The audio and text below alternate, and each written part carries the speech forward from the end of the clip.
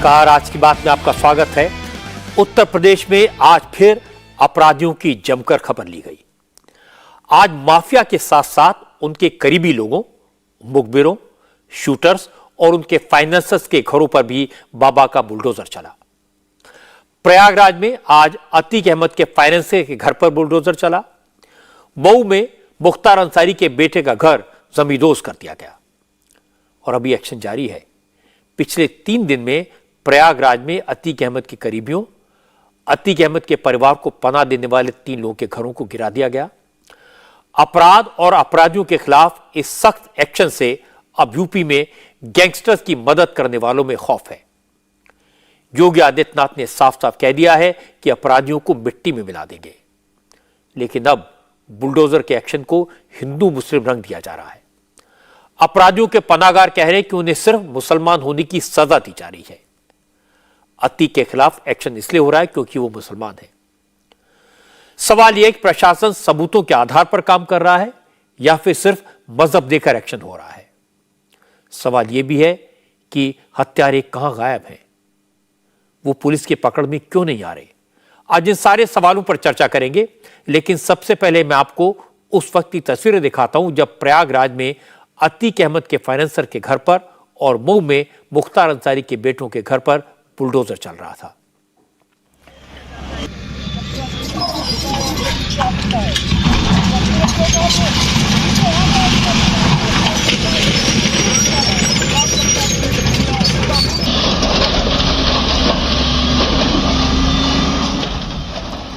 ये तस्वीरें मऊ जिले की हैं। जिस घर पर बुलडोजर चल रहा है वो माफिया डॉन मुख्तार अंसारी के बेटों का है। मुख्तार अंसारी के बेटों ने दूसरे की जमीन पर कब्जा करके ये आलीशान घर बनवाया था। इस घर का नक्शा भी पास नहीं था, इसलिए प्रशासन ने आज इसे गिरा दिया। प्रशासन का दावा है कि पहले इस जगह पर एक छोटा सा मकान था जो मुख्तार अंसारी की मां राबिया बेगम के नाम पर था। राबिया बेगम ने यह मकान मुख्तार अंसारी के बेटों अब्बास अंसारी और उमर अंसारी के नाम कर दिया।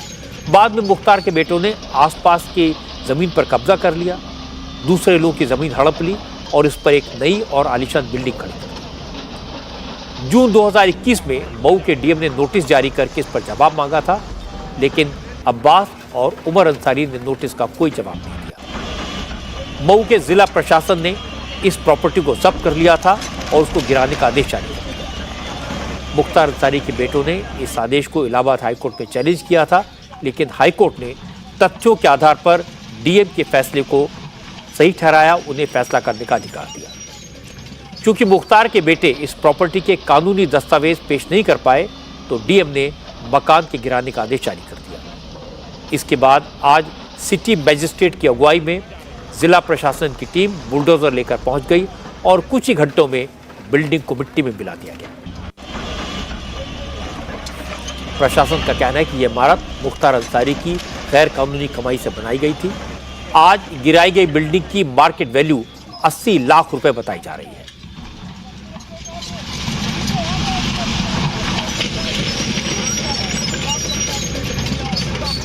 मुख्तार अंसारी, उनके पुत्रों उमर अंसारी, अब्बास अंसारी आदि के द्वारा एक ये जो भूमि थी इस पर बिना मानचित्र स्वीकृत कराए एक अवैध निर्माण करा लिया गया था। वस्तुतः ये भूमि भी किसी अन्य व्यक्ति की है। इसके लिए इन्हें नोटिस दी गई। नोटिस देने के बाद इनका जो जवाब आया उसके आधार पर एक निर्णय पास हुआ कि इस मकान का ध्वस्तीकरण किया जाए। इसके बाद ये जिलाधिकारी महोदय के यहाँ भी इन्होंने अपील की, जिसके बाद वहाँ पे सुनवाई हुई और गुणदोष के आधार पर इनकी अपील बलहीन होने के कारण निरस्त कर दी गई। उसके क्रम में ये ध्वस्तीकरण की कार्रवाई की जा रही है। कीमत लगभग 80 लाख रुपए। प्रयागराज में तो पिछले 3 दिन से बुलडोजर फुल एक्शन में है। आज भी प्रयागराज के चकिया में माफिया डॉन अतीक अहमद के करीबों के घर पर बुलडोजर चला। प्रयागराज के जिस आलीशान घर पर बुलडोजर चल रहा है वो मशूकुद्दीन नाम के व्यक्ति का है। मशूकुद्दीन ने यह मकान अपनी बहू के नाम पर ट्रांसफर कर दिया था। मशूकुद्दीन प्रयागराज के असरौली गांव का रहने वाला है। इलाके में वो मशूक प्रधान के नाम से मशहूर है। मशूकुद्दीन अतीक अहमद का करीबी माना जाता है। प्रशासन का दावा है कि मशूकुद्दीन अतीक के फाइनेंस का काम देखता है, उसका फाइनेंसर है। इस इलाके में जमीनों के जितने भी सौदे होते हैं उन सौदों में मशूक प्रधान का हिस्सा होता है। उसे कट दिए बगैर इस इलाके में कोई डील नहीं हो सकती। मशूकुद्दीन इस इलाके में काफी खौफ रखता है। मशूक प्रधान, उसके बेटों और भतीजे पर 40 से ज्यादा क्रिमिनल केस दर्ज हैं। इनमें अटेम्प्ट टू मर्डर, रंगदारी और गैंगस्टर एक्ट जैसे संगीन मामले हैं। इसलिए प्रशासन की नजर इस पर काफी पहले से थी। अब उमेश पाल के मर्डर के बाद जब अतीक के नेटवर्क को ध्वस्त करने की कार्रवाई शुरू हुई तो इसकी जद में अतीक के करीबियों के घर भी आए और इसी सिलसिले में मशूक प्रधान का मकान भी आ गया। मशूकुद्दीन का एक घर बिल्कुल नया था, अभी लोगों ने घर में रहना शुरू नहीं किया था, थोड़ा बहुत सामान घर में आया था। प्रयागराज में जिस तेजी से प्रशासन का बुलडोजर चल रहा है उसके बाद मशूक प्रधान को समझ आ गया था कि उसके घर का नंबर जल्दी आ सकता है, इसलिए उसके परिवार वालों ने घर में से काफ़ी सामान पहले ही निकाल लिया था। आज सुबह जब 4 बुलडोज़र और 2 पोकलैंड मशीनें असरौली गांव पहुंची तो मशूक के परिवार वालों ने घर से कीमती दरवाजे, खिड़कियां और जो भी सामान निकाला जा सकता था वो सब निकाल लिया। इसके बाद प्रशासन ने बुलडोजर को एक्शन के लिए ग्रीन सिग्नल दे दिया और कुछ ही घंटों में कार्रवाई हुई। आलीशान 2 मंजिला मकान खंडर में तब्दील हो गया। अफसरों का कहना था कि बिल्डिंग बिना नक्शा बनाए खड़ी कर ली गई और इस बिल्डिंग के कंस्ट्रक्शन पर एयरफोर्स ने भी एतराज जताया था क्योंकि बिल्डिंग एयरफोर्स के ट्रांसमीटर सेंटर से ज्यादा दूर नहीं है।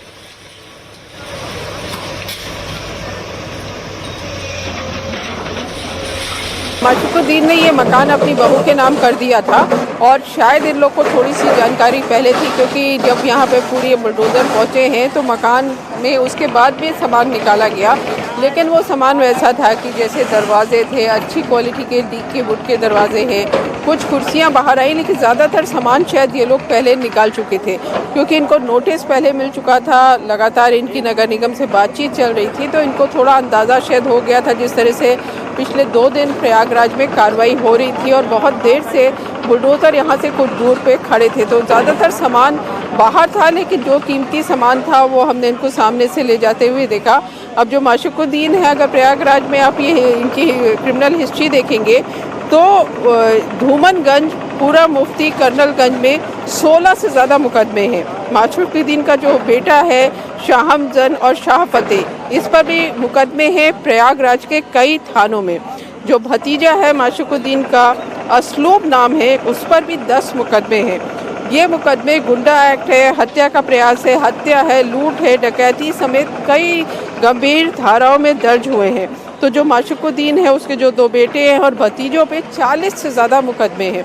और जिस तरह के आरोप लग रहे हैं कि अतीक अहमद का फाइनेंसर था, उसको पैसे से मदद करता था और उसके बाद ये जो मकान बनाया गया है ये इलीगल तरीके से बिना नक्शा पास कराए बनाया गया है, उसकी वजह से यहाँ बुलडोज़र पहुँचे हैं। लगातार एक्शन जारी है।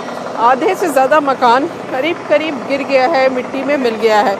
उधर आधा मकान अभी बचा है जो बुलडोज़र चल रहे हैं, साइड की जो दीवारें हैं उसको तोड़ने का काम कर रहे हैं और इधर की जो पूरी छत है, जो नीचे की मंजिल थी, जो फर्स्ट फ्लोर था, जो छत है वो सब नीचे आ चुकी है। अब जो थोड़ा बहुत ही मलबा बचा है इसको ये गिरा रहे हैं कि बाद में यहाँ किसी को कोई चोट ना लगे, किसी तरह का हादसा ना हो। रुचि कुमार बता रही थी ये बिल्कुल गैर कानूनी मकान था, दूसरों की जमीन पर कब्जा करके बनाया गया था। जिस तक प्रयागराज में इस मकान पर बुलडोजर चला उस वक्त मशीकुद्दीन वहां खुद मौजूद नहीं था, उसके परिवार के दूसरे मेंबर भी नहीं थे, लेकिन मशूकुद्दीन ने यह मकान अपनी जिस बहू के नाम कर दिया था उसके पिता मौके पर मौजूद थे। उन्होंने कहा कि प्रशासन ने यह कार्रवाई उनके मुसलमान होने की वजह से की है क्योंकि जहां मकान बना था वो इलाका तो प्रयागराज विकास प्राधिकरण के दायरे में आता ही नहीं है।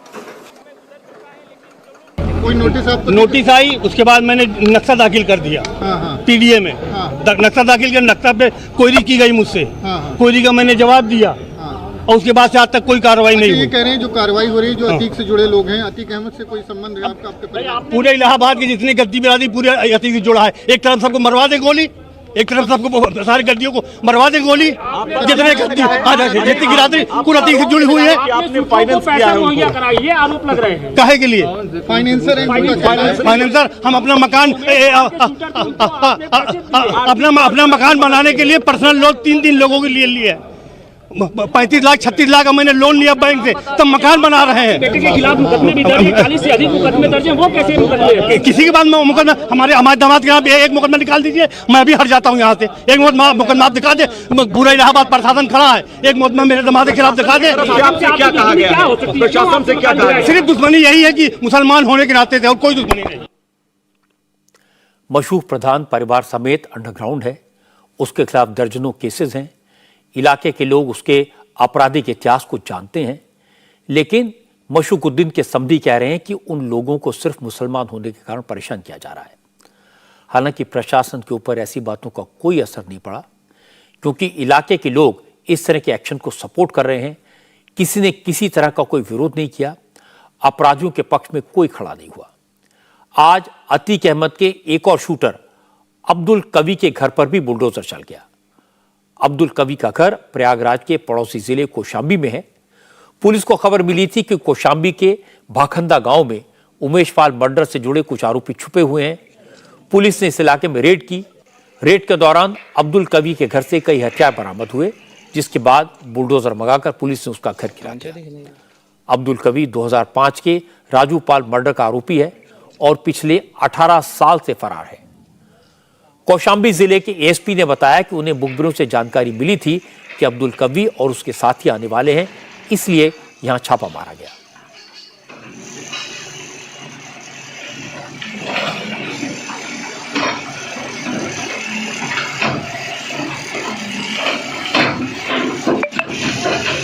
थाना सरायकील क्षेत्र में राजू पाल हत्याकांड के एक अभियुक्त के आने की लोकेशन थी, ऐसी सूचना थी। कुछ लोग वहाँ छुपे हुए हैं और वहाँ असलहे वगैरह हैं। इस सूचना पे हम लोग यहाँ दबिश दिए हैं, जिसमें वहाँ से कुछ असलहे बरामद हुई है। पूरा घर खाली है, लोग भाग गए हैं, उनकी तलाश जारी है और जो कुछ है उसका सर्च ऑपरेशन जारी है। कंप्लीट सूचना में सर्च ऑपरेशन कंप्लीट होने के बाद आज प्रशासन का बुलडोजर गुड्डू मुस्लिम नाम के अपराधी के घर पर भी चलना था, लेकिन गुड्डू मुस्लिम का घर आज बच गया, क्योंकि प्रशासन एक्शन से पहले सारी कानूनी कार्रवाई को पूरा करना चाहता है।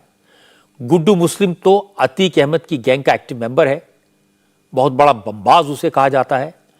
उमेश पाल की हत्या के मौके पर वो मौजूद था, आसपास दहशत फैलाने के लिए लगातार बम फेंक रहा था।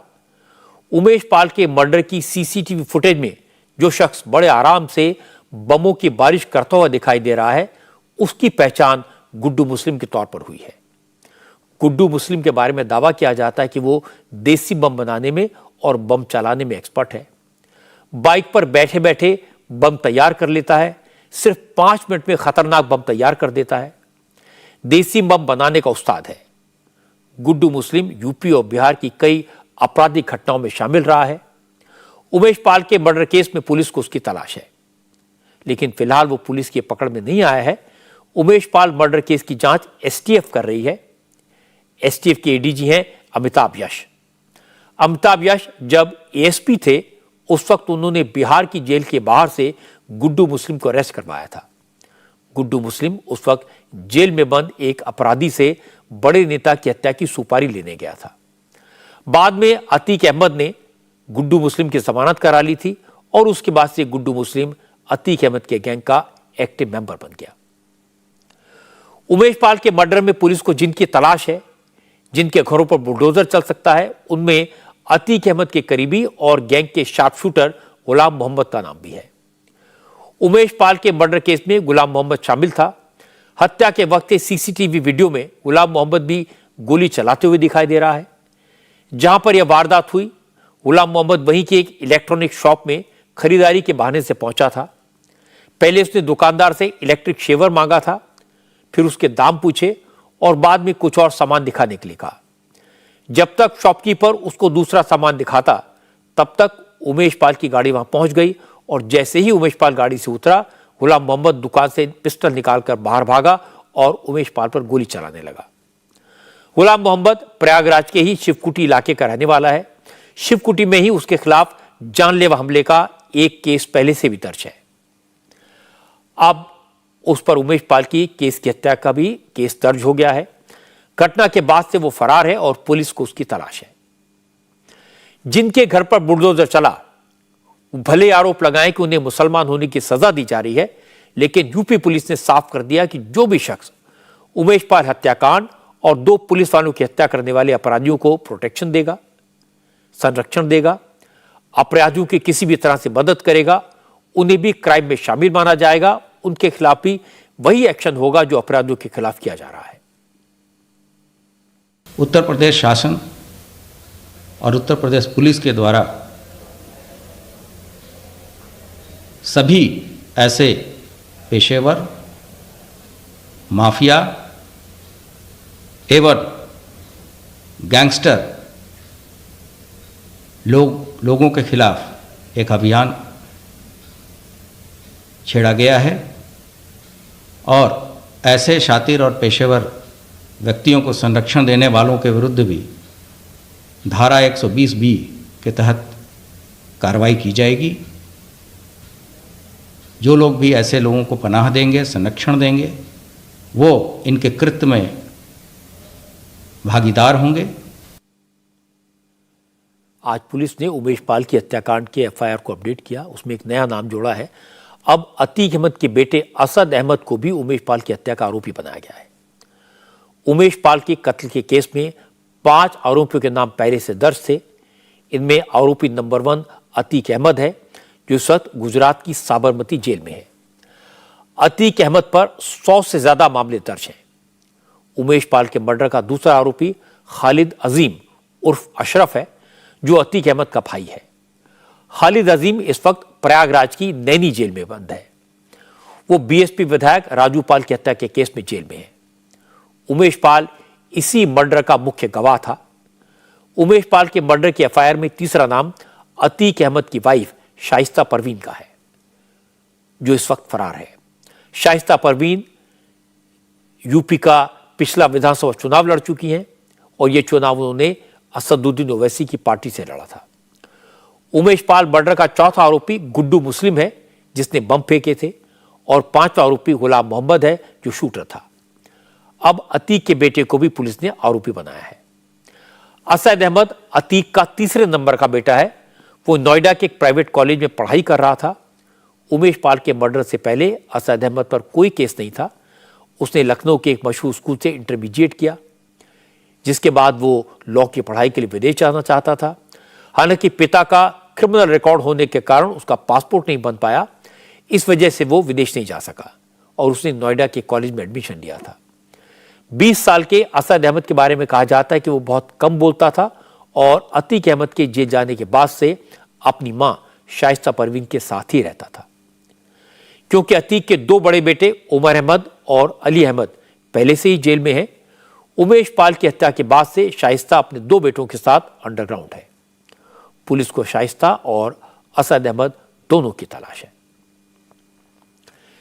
किसी के घर पर बुलडोजर चले, परिवार वाले सामान लेकर बाहर भागते हुए दिखाई दें, रोते हुए दिखाई दें, तो दिल तो दुखता है, बुरा लगता है।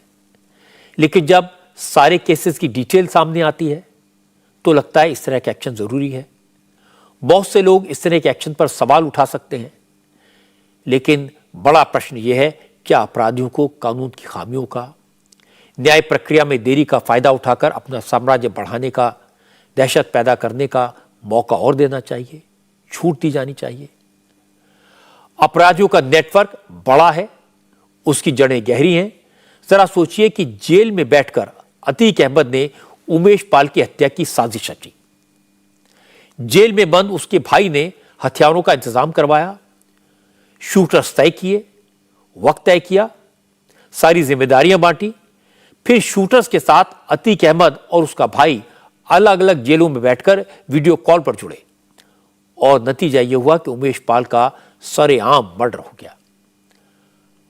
अब अगर लोग ये कहें कि वो तो जेल में थे, मर्डर कैसे करा सकते हैं, तो क्या इस आधार पर उन्हें छोड़ दिया जाए? यह सही है कि अतीक और उसका भाई जेल में है, लेकिन उसने मर्डर तो करवाया। मर्डर करने वाले उसके गैंग के मेंबर हैं, उसे फाइनेंस करने वाले हैं, उसे हथियार मुहैया करवाने वाले हैं। इसीलिए इन लोगों के खिलाफ एक्शन तो होना ही चाहिए। अदालत से सजा मिलने में तो सालों रुक जाएंगे। अब सवाल है, क्या तब तक उन्हें खुलेआम घूमने दिया जाए, उन्हें अपराध करने की छूट दी जाए? प्रशासन फौरी तौर पर कानूनी दायरे में रहकर जो एक्शन ले सकता है वो ले रहा है, और अपराधियों के संपत्तियों पर बुलडोजर चलाना इसी तरह की कार्रवाई है। ये कैमरों पर दिखाई देता है, इससे कानून का डर पैदा होता है, अपराधियों की कमर टूटती है, और जो लोग इस तरह की हरकतें करने के बारे में सोच पे रहे होते हैं उनकी हिम्मत टूटती है। इसीलिए बाबा का बुलडोजर भले ही अपराधियों, माफिया और उसके पनाहगारों पर खटक रहा हो, लेकिन आम लोगों को बाबा का बुलडोजर आजकल अच्छा लगता है।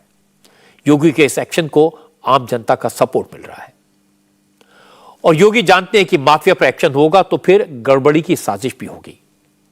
फेस्टिव सीजन शुरू होने वाला है। होली, चैत्र, नवरात्र, रामनवमी, शब बारात, रमजान और नवरोज जैसे त्योहार आ रहे हैं। अगले हफ्ते होली और शब बारात एक ही दिन है।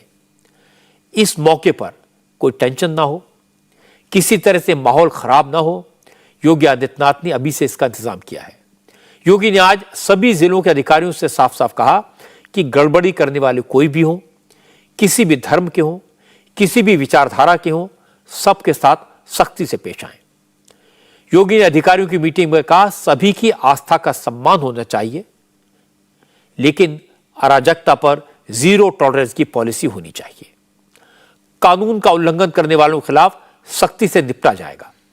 योगी ने कहा कि शोभा यात्रा और जुलूस में ऐसा कोई काम ना हो जो दूसरे संप्रदाय के लोगों को भड़काने वाला हो, और किसी तरह के अश्लील और फूहड़ गाने बजाने पर भी पाबंदी होनी चाहिए। जो बजाए उस पर एक्शन होना चाहिए। इसके साथ ही उन्होंने अधिकारियों से कहा, किसी भी घटना को छोटा न समझा जाए, अफसर तुरंत मौके पर पहुंचकर एक्शन लें, वरना छोटी बात बिगड़कर बड़ी हो सकती है। योगी ने पीसीआर वैन की पेट्रोलिंग बढ़ाने के साथ साथ सोशल मीडिया पर भी नजर रखने को कहा, क्योंकि गड़बड़ी करने वाले सोशल मीडिया के जरिए अफवाहें फैला सकते हैं, इसलिए अलर्ट और सावधान रहने की जरूरत है। योगी ने कहा कि इस दौरान गौवंश की तस्करी और इससे जुड़े संदिग्ध लोगों पर नजर रखी जाए। योगी ने कहा कि प्रशासन के अफसर हर जिले में पीस कमेटी के लोगों से बात करें और पीस कमेटी के मेंबर्स अपने अपने धर्म के लोगों को समझाएं और दंगा करने वाले तत्वों को और उनसे सावधान रहने को कहें। अब जैसा मैंने आपको बताया कि इस बार होली और शब बारात एक ही दिन है, इसलिए पुलिस और प्रशासन उन जिलों में खास फोकस कर रहा है जहां मुस्लिम आबादी ज्यादा है। इसी पर चर्चा करने के लिए मुरादाबाद में बिलारी थाने के पुलिस ने भी पीस कमेटी की मीटिंग बुलाई, लेकिन इस पीस कमेटी की मीटिंग में शहर इमाम सदाकत हुसैन रिजवी ने जो कहा, उससे वहां मौजूद पुलिस के अधिकारियों के साथ साथ आम लोग भी सख्ते में आ गए। सदाकत हुसैन रिजवी ने कहा, अगर किसी ने होली के दिन शरारत की, जो होली नहीं खेलना चाहता उस पर रंग फेंका, तो फिर वो किसी को छोड़ेंगे नहीं। अगर किसी ने रंग डालने की कोशिश की तो दंगा फसाद हो सकता है। शहरी इमाम ने कहा कि बिलारी में पहले भी 2 बार दंगा हो चुका है, और अगर इस बार भी कुछ होता है तो इसकी पूरी जिम्मेदारी पुलिस और प्रशासन की होगी। कि होली के मौके पर उसे होली खेलने पर मजबूर न करें और ना ही किसी तरह की कोई शरारत करे। ऐसा ना हो कि बिलारी में फिर हंगामा हो जाए। 2 दफा ये बात हो चुकी है। सभी सब में होते हैं, मुसलमानों में भी, हिंदुओं में भी। आपके अगर शर हुआ तो फिर फसाद होगा, झगड़ा होगा। पहले चेतावनी दे रहा हूँ। लिहाजा प्रशासन को सतर्क रहना है, और जो टीमें बनाई गई हैं उनके लिए हिदायत ये है कि जो भी उधर से गुजरे उसकी मूवी बनाई जाए। शराब के उसमें हो, कुछ भी हो, जिम्मेदार वो होगा, उसके खिलाफ चालान जरूर होना चाहिए। मैं उसको नहीं बख्शूंगा। शराब पियो, घर में रहो, सीधे सीधे निकलो। अगर मस्जिद पर किसी दुकान पर हमला किया गया, रंग डाला गया, तो उसकी नौमान जमाल और दूसरे लोगों ने जो टीम बनाई है उनकी जिम्मेदारी है, उनकी मूवी बना ले और उनके खिलाफ चालान होना चाहिए, जेल भेजा जाना चाहिए। इमाम साहब का ये बड़बोलापन उन्हें भारी पड़ गया। पुलिस ने उनके खिलाफ केस फाइल कर लिया। मुरादाबाद के एसएसपी ने कहा कि पीस कमेटी की मीटिंग हो या फिर कोई और जगह, जो भी शख्स भड़काऊ बातें करेगा उस पर एक्शन तो होगा। पीस कमेटी की बैठक रखी गई थी थाना बिलारी में, उसमें एक व्यक्ति के द्वारा एक आपत्तिजनक बयान दिया गया है जिसमें उनके विरुद्ध विधिक कार्रवाई की गई है, मुकदमा पंजीकृत किया गया है। और इस तरह की कोई भी चीज़ यदि जनपद में किसी व्यक्ति के द्वारा इस तरह की मंशा रखी जाती है या फिर कोई इस तरह का कार्य करने का विचार व्यक्त किया जाता है, उन सब के लिए यही है कि इस तरह की कोई कार्रवाई करेगा तो उनके विरुद्ध सख्त से सख्त विधिक कार्रवाई की जाएगी और किसी भी व्यक्ति को जनपद में जो शांति व्यवस्था है उसको प्रभावित करने का कोई भी कुत्सित प्रयास करेगा, उन सब के विरुद्ध कड़ी कार्रवाई पुलिस के द्वारा की जाएगी। शहर इमाम सदाकत हुसैन रिजवी ने जो बात कही, जहां कही और जिस अंदाज में कही, वो तो ठीक नहीं था और इसीलिए उन पर केस हुआ। लेकिन ये बात सही है कि होली के दिन मस्जिद की दीवारों पर रंग फेरे के जाने को लेकर यूपी के कुछ जिलों में कम्युनल टेंशन कई बार हुई है। इसीलिए प्रशासन अब होली के मौके पर कुछ मस्जिदों को पर्दे से ढक रहा है, खासकर ऐसी मस्जिदों को जहां से होली के जुलूस को निकलना होता है। शाहजहांपुर में होली के मौके पर छोटे लाट साहब और बड़े लाट साहब का जुलूस निकलता है। किसी तरह के अप्रिय हालात पैदा ना हो, टेंशन ना हो, इसके लिए प्रशासन की तरफ से जुलूस के रूप पर सीसीटीवी लगाए जा रहे हैं और इसके अलावा जिले में करीब 20 मस्जिदों और 5 मज़ारों को पॉलिथीन से ढका गया है। तो बड़े लाट साहब का जुलूस जो है वो 2 थानों में आ जाता है, थाना सदर बाजार और थाना कोतवाली, जो कि अराउंड 8 किलोमीटर पड़ता है। तो दोनों ही थानों का हमने मजिस्ट्रेट्स ने, हमारी पुलिस की टीम ने जिलाधिकारी महोदय के निर्देश पे उसका भ्रमण सब कर लिया गया है। धार्मिक स्थलों को जैसे कि होता आया है, प्राय हर वर्ष होता आया है, इस बार भी जो है जो रास्ते में पड़ने वाले जो धार्मिक स्थल हैं उनको बाकायदा नगर निगम की टीम द्वारा, नगर निगम की टीम लगी हुई है उसको ढकने का और उसको इस तरह से करने का ताकि उन पर किसी भी प्रकार के कोई ऐसी वारदात ना हो, कोई ऐसी बात ना हो जो किसी धार्मिक भावना को ठेस पहुंचे। हालांकि मुस्लिम समाज के कुछ लोग इससे नाराज हैं। उनका कहना है कि अगर प्रशासन चुस्त होगा, सख्त होगा तो कोई मस्जिद पर रंग फेंकने की हिम्मत नहीं करेगा। इसलिए मस्जिदों को ढकने के बजाय पुलिस को सख्ती करनी चाहिए। मस्जिदों को ढका जाना एक शर्मनाक हरकत है। हमने पिछले 15 दिन पहले पीएम साहब को भी ज्ञापन दिया था, नगर निगम को भी ज्ञापन दिया था कि मस्जिदों को ढका ना जाए बल्कि व्यवस्था को चुस्त और दुरुस्त करा जाए। प्रशासन अगर चुस्त दुरुस्त व्यवस्था करेगा तो कोई भी ऐसा नहीं है कि जबरदस्ती कोई रंग डाल देगा। मुस्लिम समाज में ऐसे लोग भी हैं जो कहते हैं कि मुस्लिम समाज के लोगों को मस्जिद ढकने का बुरा नहीं मानना चाहिए। ऐसा तो है नहीं कि मस्जिद को सील कर दिया गया हो या मस्जिद में नमाज पढ़ने पर किसी तरह की रोक लगा दी गई हो। बस एहतियातन किसी मस्जिद की दीवार पर कोई रंग न डाल दे। ऐसा होने पर बात बिगड़ जाएगी, दंगे फसाद हो सकते हैं। इसलिए मस्जिद को ढककर ऐसे स्थिति से बचने की कोशिश की जा रही है। तो इसमें सबको सहयोग करना चाहिए। हिंदू समुदाय के लोगों को भी चाहिए कि वो होली खेलें, लेकिन मुस्लिम समाज की भावनाओं का ध्यान रखें। अगर कोई होली नहीं खेलना चाहता तो उसके साथ जबरदस्ती न की जाए, उनके धार्मिक स्थलों पर रंग न फेंका जाए। त्योहार खुशी का मौका होता है, जश्न का मौका होता है। ऐसे मौके पर रंग की वजह से रंग में भंग न पड़े, ऐसा कोई नहीं चाहेगा। त्योहार शांति से बीते, खुशी से बीते, इसे सुनिश्चित करना सबकी जिम्मेदारी है। हर धर्म, हर मजहब के लोगों को एक दूसरे की भावनाओं का सम्मान करना चाहिए, लेकिन कुछ लोग ऐसा नहीं करते और इसका नतीजा क्या होता है ये आज मथुरा में दिखाई दिया। गाय को हिंदू समाज के लोग पवित्र मानते हैं और मथुरा में गायों से भरा एक ट्रक जब्त किया गया। मथुरा आगरा एक्सप्रेसवे पर इस ट्रक को गौरक्षकों ने पीछा करने के बाद पकड़ा। इस ट्रक में 23 गायें और 10 बैल ठूस ठूस कर भरे हुए थे। गायें एक के ऊपर एक भर दी गई थी। दम घुटने से एक गाय की तो मौत भी हो गई। इन गायों को गौ तस्करी के लिए बदनाम हरियाणा के मेवात इलाके में ले जाया जा रहा था। क्योंकि गायों की स्मगलिंग के लिए इस रूट का काफी इस्तेमाल किया जाता है, इसलिए आगरा, मथुरा और वृंदावन में गौ रक्षा संघ, बजरंग दल और विश्व हिंदू परिषद के लोग मिलकर लगातार यहां गश्त करते रहते हैं। कल रात गौरक्षकों के दल को पेट्रोलिंग करते समय एक ट्रक में गायों के होने की खबर मिली। जब ट्रक को रोकने की कोशिश की गई तो ड्राइवर ने ट्रक को रोकने के बजाय स्पीड बढ़ा दी। काफी दूर तक पीछा करने के बाद आखिरकार इस ट्रक को पकड़ लिया गया। ट्रक में 3 लोग सवार थे। 2 तो चलते ट्रक से कूदकर भागने में कामयाब हो गए, लेकिन ड्राइवर पकड़ में आ गया। जब ट्रक को चेक किया गया तो उसमें 23 गायें और 10 बैल मिले। इसके बाद गौवंश को तो वृंदावन के गौशाला में पहुंचा दिया गया और ट्रक को पुलिस के हवाले कर दिया गया। ये ट्रक पकड़ा है अभिषेक ठाकुर भैया ने, ये हमारे सोनू भैया हैं जो कि अब इस ट्रक को लेके जा रहे हैं यहाँ से।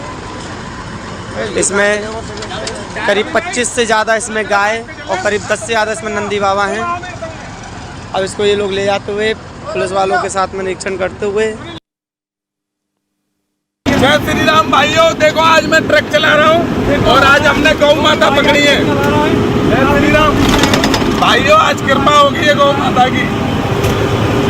आज एक तस्कर को पकड़ा है और रोज पकड़ेंगे। अरे जब तक तोड़ेंगे और जब तक गाय माता को काटना है ये लोग बंद नहीं करेंगे जब तक हम अपना पूरा सब कुछ अपना गाय माता पे लुटा देंगे। हमारा भारत है। जय श्री राम, हर हर महादेव। भैया जय गौ माता की और जय श्री राम। जय हमारे सोनू भाई, हम तुम्हारा भाई पुनीत चतुर्वेदी। अभी एक गौ माता के ट्रक पकड़ा है, ट्रक में सवारी हो रही है। हम बोलेंगे ये हमारा सोनू भाई लोग आज ये ट्रक पकड़ा है और गौ माता है इसमें, और जब तक तोड़ेंगे नहीं, जब तक छोड़ेंगे नहीं। जय श्री राम, हर हर महादेव। जो लोग कहते थे ना हमसे गाड़ी पकड़ के दिखाओ, पकड़ ली। हर हर महादेव। जिस ट्रक में गायों को ले जाया जा रहा था उसकी नंबर प्लेट पंजाब की है। गौ रक्षकों के मुताबिक ट्रक के आगे आगे एक पायलट गाड़ी भी चल रही थी जिसमें गौ तस्करों के साथी थे, लेकिन वो भाग निकलने में कामयाब हुए।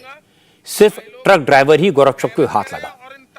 गाड़ी का ड्राइवर अमृतसर का रहने वाला है। उसका नाम जसवंत सिंह बताया गया है। गौरक्षकों ने उसके साथ ज्यादा मारपीट नहीं की और पकड़कर पुलिस को सौंप दिया। श्री राम, हर हर महादेव। देखिए ये गाय भर रखी है। इन कसाईयों को शर्म नहीं आती है। जय श्री राम। मैं सभी गौ रक्षकों से कहना चाहूंगा, भाई लोग मेहनत करें और इन तस्करों को पकड़ें। हर हर महादेव। ये देखिए, और ये गाय हमने पकड़ी है। जय श्री राम। सभी लोग देख सकते हैं इन गायों के साथ में दुर्व्यवहार व्यवहार हो रहा है।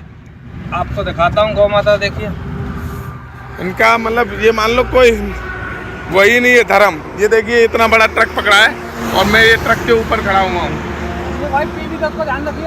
और ये मेरी टीम। मुर्गा बन मुर्गा।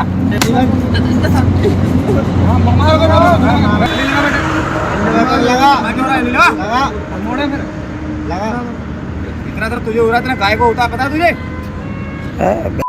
गाय काटने में तुम्हारी जान नहीं निकल रही है। पता 36 करोड़ देवी देवता में बास कर रहे हैं।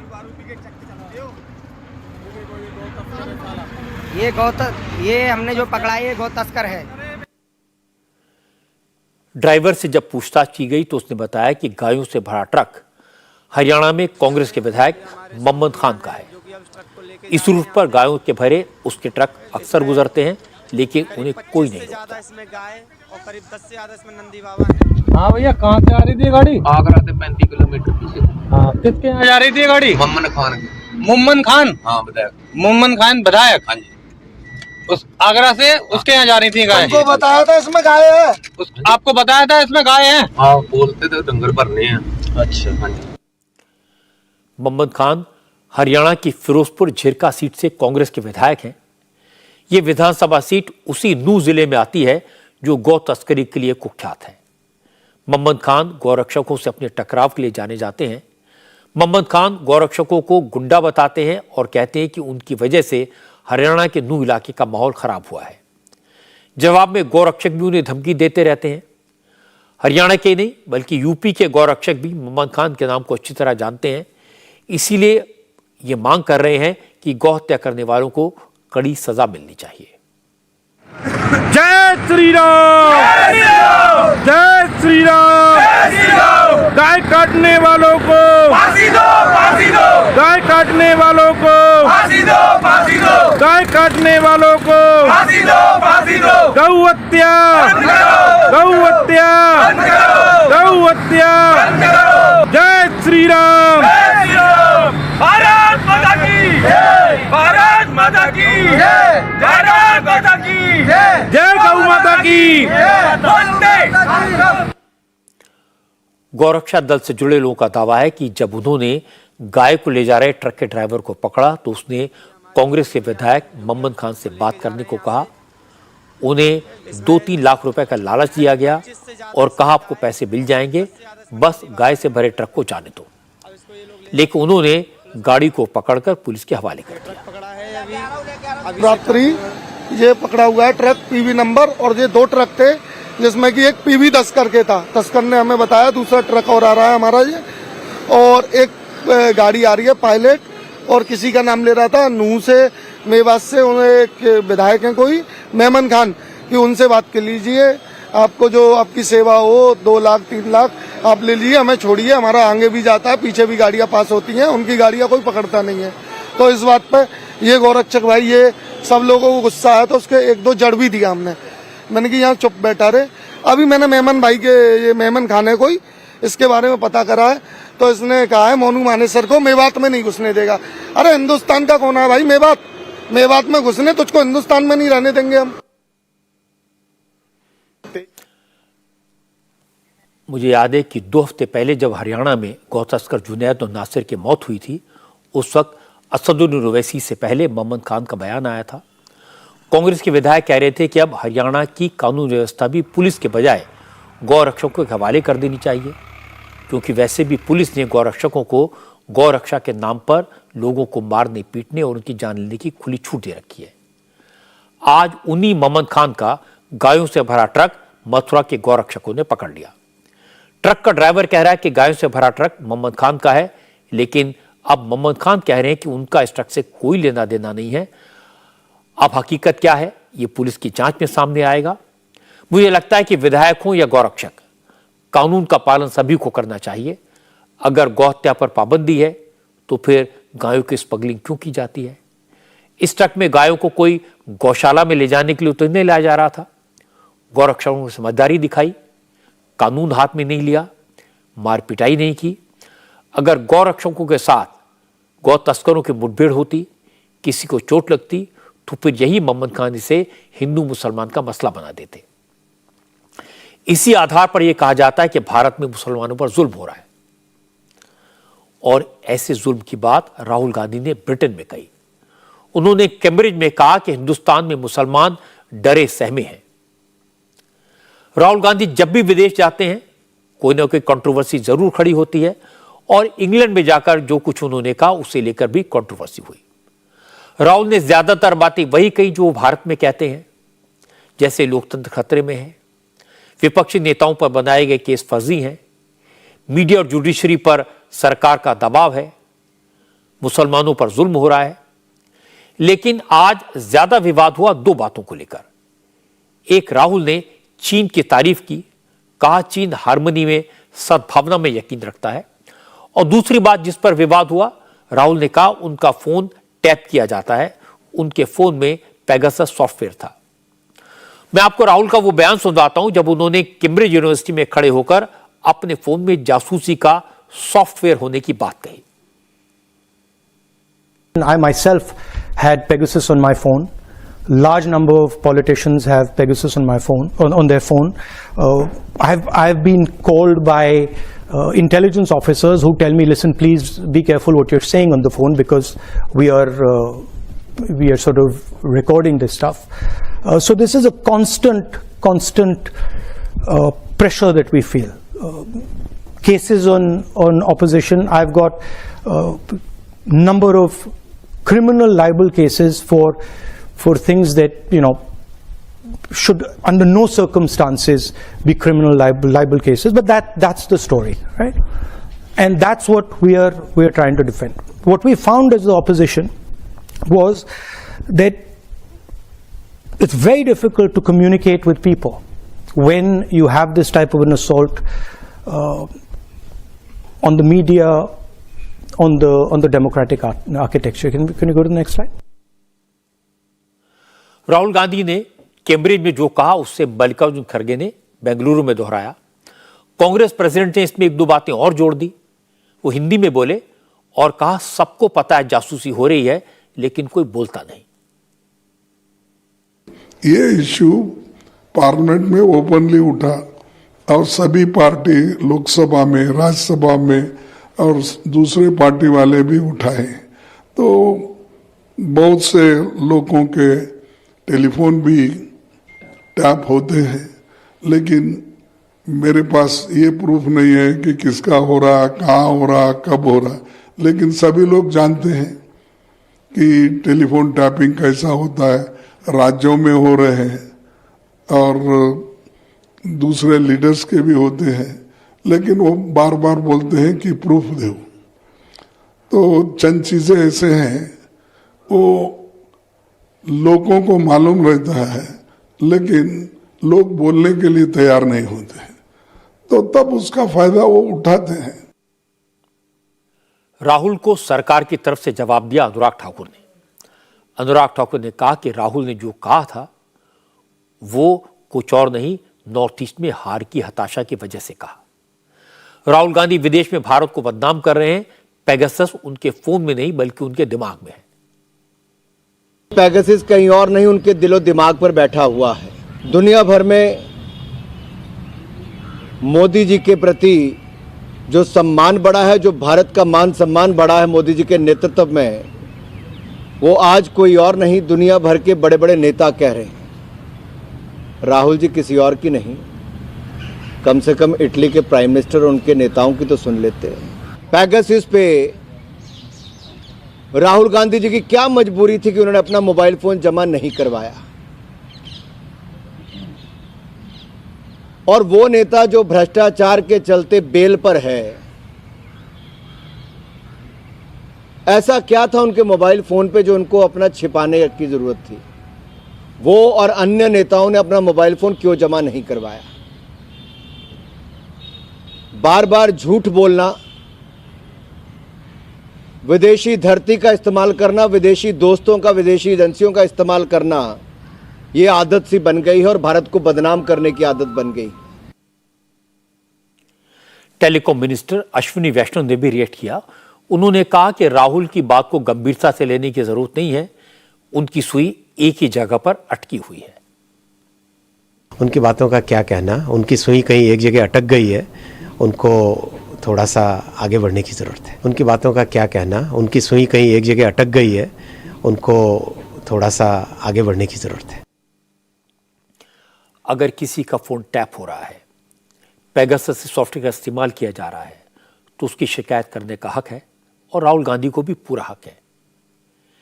लेकिन जब विदेशी धरती पर उन्होंने ये कहा कि उनके फ़ोन में पेगासस था, तो उन्हें यह भी बता देना चाहिए था कि इस मामले में सुप्रीम कोर्ट ने जांच की। जांच के लिए जब उनका फ़ोन मांगा गया, उन्होंने फ़ोन नहीं दिया। सुप्रीम कोर्ट को अपनी जांच में जासूसी के कोई सबूत नहीं मिले। जहां तक राहुल गांधी का कैम्ब्रिज में चीन की तारीफ करने का सवाल है, उनके इस बयान ने बीजेपी को यह कहने का मौका दे दिया कि अब भारत की सेना चीन के सामने सीना तान कर खड़ी है। लेकिन चीन के साथ पूरी दुनिया में सिर्फ 3 लोग बचे हैं, पाकिस्तान, नॉर्थ कोरिया और राहुल गांधी। हालांकि बात मजाक में कही गई है, लेकिन इसका मैसेज साफ है कि कम से कम कैम्ब्रिज जैसी जगह पर तो राहुल गांधी को संभल कर बोलना चाहिए था, और वो संभल कर बोलते तो बेहतर होता। आज कर्नाटक से बड़ी खबर आई। बीजेपी के विधायक का बेटा 40 लाख रुपए की रिश्वत लेते हुए रंगे हाथ पकड़ा गया। आगे जांच हुई तो उसके घर और ऑफिस से करीब 8.5 करोड़ रुपए कैश बरामद हुए। इसके बाद बीजेपी विधायक एम विरूपा कश्यप्पा के बेटे प्रशांत को कर्नाटक की लोकायुक्त पुलिस ने गिरफ्तार कर लिया। जब लोकायुक्त पुलिस ने बीजेपी विधायक के बेटे के ऑफिस पर छापा मारा तो वहां से 2 करोड़ से ज्यादा नकद मिले। इसके बाद जब उनके घर पर रेड की गई तो घर पर भी 6 करोड़ 10 लाख रुपए कैश बरामद हुए। बीजेपी विधायक के बेटे के अलावा रिश्वत लेने के मामले में 4 और लोगों को गिरफ्तार किया गया है। विधायक M Virupa Kashyapa Bengaluru water supply board के चेयरमैन हैं। उनका बेटा वाटर सप्लाई बोर्ड का चीफ अकाउंटेंट है। आरोप यह है कि प्रशांत ने वाटर सप्लाई बोर्ड का ठेका देने के बदले में एक कॉन्ट्रैक्टर से 80 लाख रुपए की रिश्वत मांगी थी, जिसमें से 40 लाख रुपए ठेकेदार ने आज ही दिए थे। इस बात की खबर लोकायुक्त पुलिस को मिल गई और तुरंत प्रशांत के ऑफिस पर रेड करके प्रशांत को रिश्वत लेते हुए पकड़ लिया गया। इस मामले में लोकायुक्त पुलिस ने प्रशांत के पिता एम विरूपा कश्यपा को भी आरोपी बनाया है, जो इस वक्त फरार हैं। लेकिन केस दर्ज होने के बाद बीजेपी के एमएलए ने वाटर सप्लाई बोर्ड के चेयरमैन से अपना इस्तीफा चीफ मिनिस्टर के पास भेज दिया है। लेकिन कर्नाटक के लोकायुक्त जस्टिस बीएस पाटिल ने कहा, अब इस मामले में बीजेपी विधायक के रोल की भी जांच हो रही है और यह तय है कि किसी को बख्शा नहीं जाएगा।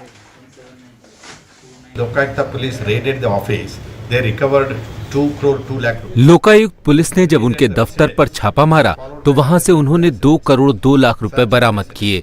उसके बाद जब उन्होंने उनके घर पर छापा मारा तो वहां खोजबीन के बाद 6 करोड़ 10 लाख रुपए बरामद किए गए हैं। इस मामले में 5 लोगों को गिरफ्तार किया गया है।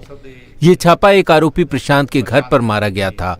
वो उस घर में रह रहा था। प्रशांत ही घूस मांग रहा था और वसूली कर रहा था, इसीलिए उसको हिरासत में ले लिया गया और इसीलिए जहां वो रह रहा था वहां पर भी छापेमारी की गई और ये नकदी बरामद की गई। एफआईआर दर्ज कर ली गई है, जांच हो रही है। जांच में विधायक की भूमिका का भी पता लगाया जाएगा। इस मामले में जो भी शामिल होगा, किसी की भी भूमिका होगी, उसका पता लगाया जाएगा और कार्रवाई होगी। बीजेपी विधायक का बेटा रिश्वत लेते हुए गिरफ्तार हुआ तो कांग्रेस को मौका मिला बीजेपी पर हमला किया। कांग्रेस के विधायक प्रियांक खरगे ने कहा, अब तक चीफ मिनिस्टर करप्शन के सबूत मांगते थे, अब तो सबूत सामने है, इसलिए मुख्यमंत्री बसवराज बोम्मई को इस्तीफा देना चाहिए। कर्नाटक सरकार जो चला रही है वो इंडियाज मोस्ट करप्ट गवर्नमेंट है। अभी 6 करोड़ रुपए एक चीफ अकाउंटेंट से बरामद होते हैं, एमएलए का लड़का है वो, तो इससे ज़्यादा प्रूफ क्या चाहिए सीएम को? हमेशा पूछते हैं कि डॉक्यूमेंट्स दो। अभी तो इतने सारे 6 करोड़ डॉक्यूमेंट मिले उनको, तो इसके बावजूद वो अभी इंक्वायरी नहीं बिठा रहे हैं, राजीनामे नहीं दे रहे हैं। तो इसका मतलब क्या है? उनको पता है। वो कह रहे हैं हमें इसका सख्त तहकीकात करेंगे। तहकीकात कहाँ किए है? पीएसआई स्कैम में किए है क्या? बोरवेल स्कैम में किए हैं? 40% एलिगेशन जो है उस पे किए हैं? किस स्कैम पे अभी तक तहकीकात हो गई है? बोले एक भी नहीं, नॉट अ सिंगल वन। अगर मुख्यमंत्री साहब को लगता है कि वो बहुत ही ऑनेस्ट चीफ मिनिस्टर है तो राजीनामे दीजिए, इस्तीफा दीजिए। इस्तीफा दी के चुनाव को चलिए, लोगों के साथ बीच जाएंगे, देखते हैं लोग क्या बोलते हैं। लेकिन मुख्यमंत्री बसवराज बोम्मई ने कहा कि बीजेपी विधायक का बेटा रिश्वत लेते हुए रंगे हाथ पकड़ा गया, ये सरकार की करप्शन के मामले में जीरो टॉलरेंस का नतीजा है। मुंबई ने कहा, जब कर्नाटक में कांग्रेस की सरकार थी उस वक्त एंटी करप्शन ब्यूरो को बंद कर दिया गया था।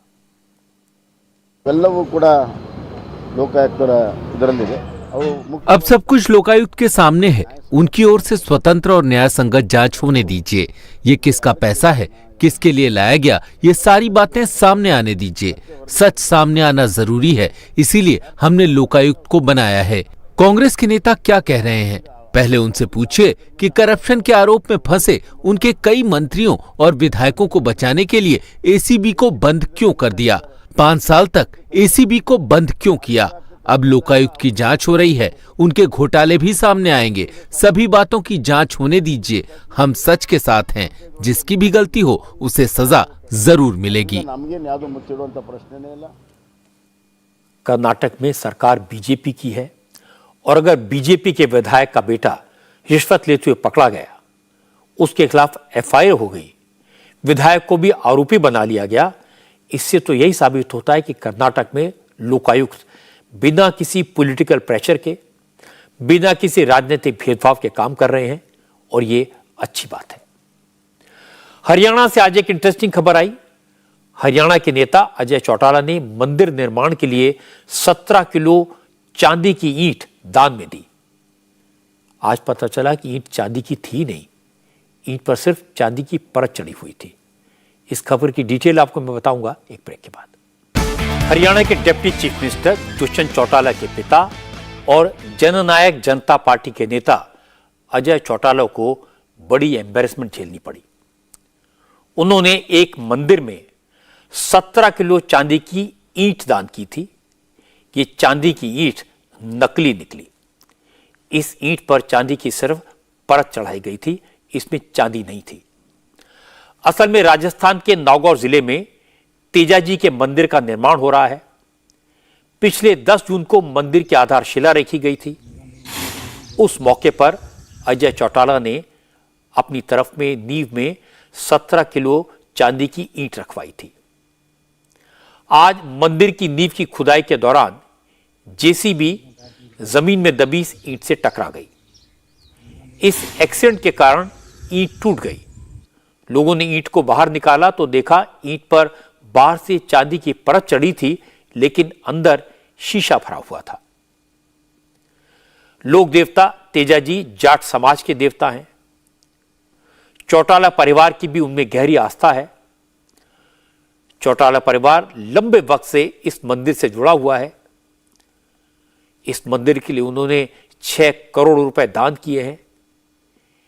इसलिए चौटाला परिवार की तरफ से दी गई चांदी की ईंट नकली होने पर लोगों को बहुत हैरानी हुई।